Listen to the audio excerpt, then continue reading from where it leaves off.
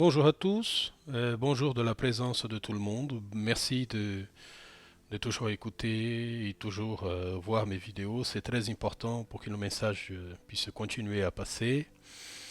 Aujourd'hui, je viens vers vous avec deux lettres que j'ai reçues le 1er septembre 2023, que j'ai trouvé qui sont très intéressantes. Et j'ai décidé de vous le transmettre parce que c'est important, parce que dans cette lettre, le Père Brune, il parle de la force de la lumière. Et après, la deuxième lettre, c'est le Christ et les apôtres de l'Évangile. Alors, la force de la lumière. Notre certitude d'une vie heureuse est parfois erronée sur Terre, car nous sommes momentanément enchaînés à une illusion corporelle.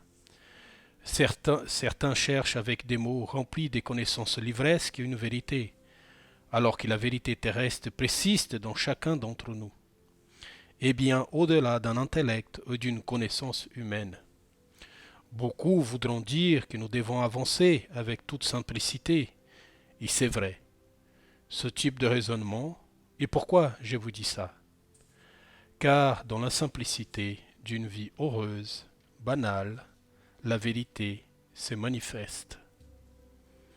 Dans les moments remplis de joie, nous oublions que notre trajectoire est beaucoup plus vaste que celle d'une vie terrestre.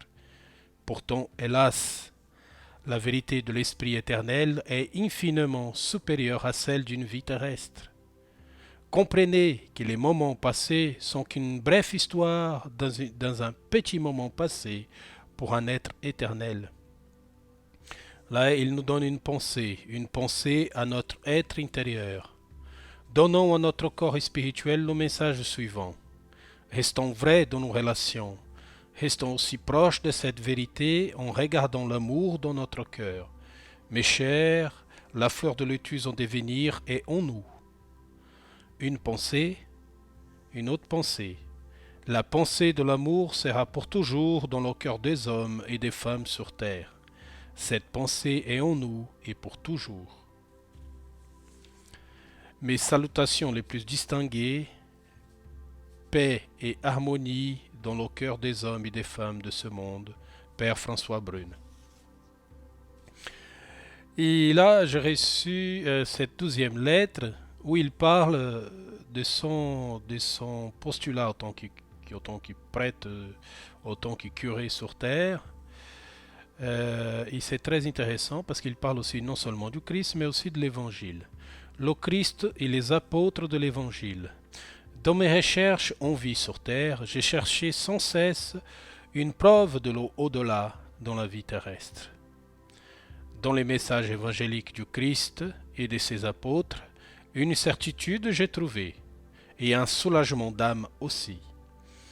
Mon corps humain a palpité et a palpité chaque fois que j'ai cherché une nouvelle réponse.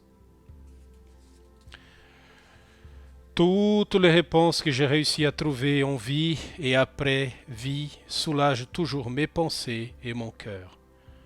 C'est vrai qu'un jour d'hiver, je suis parti du monde terrestre et dans ce nouveau réveil, j'ai découvert encore une fois de plus que l'Évangile et le message du Christ étaient toujours aussi forts en moi et aussi forts dans cette nouvelle vie. Je peux me rendre compte de la réelle importance de la force du message christique et de ses apôtres. Non, mes chers amis, je ne suis pas devenu fou en Christ, mais je peux apercevoir l'importance du message christique ici aussi. Bien évidemment que l'islam et toutes les autres croyances ont leur importance et elles sont aussi bien ressenties ici. Mais, vous savez, mon cœur a été donné au sacrement du Christ, car comme prêtre, j'ai choisi de divulguer l'évangile de l'amour. Entre parenthèses, toutes les autres expressions humaines trouvent sa place dans le monde spirituel. Alors, restons ouverts, car la vérité est aussi le respect du choix de chacun de nous, frères et sœurs sur terre. Une pensée à vous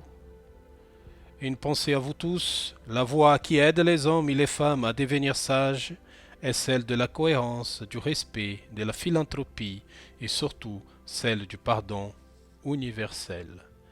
Dans ces nouveaux mondes que j'ai pris mes quartiers et que je continue à évangéliser, je souhaite à tous un monde rempli d'amour, de joie et de compassion pour tous nos frères et sœurs.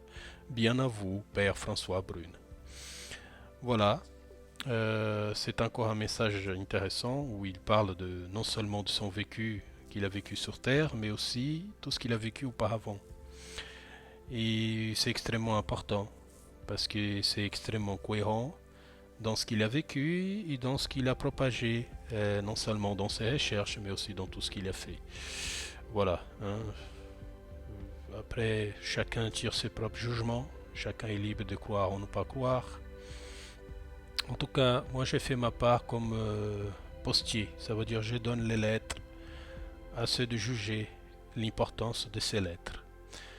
Je vous embrasse très fort, tous, et à bientôt.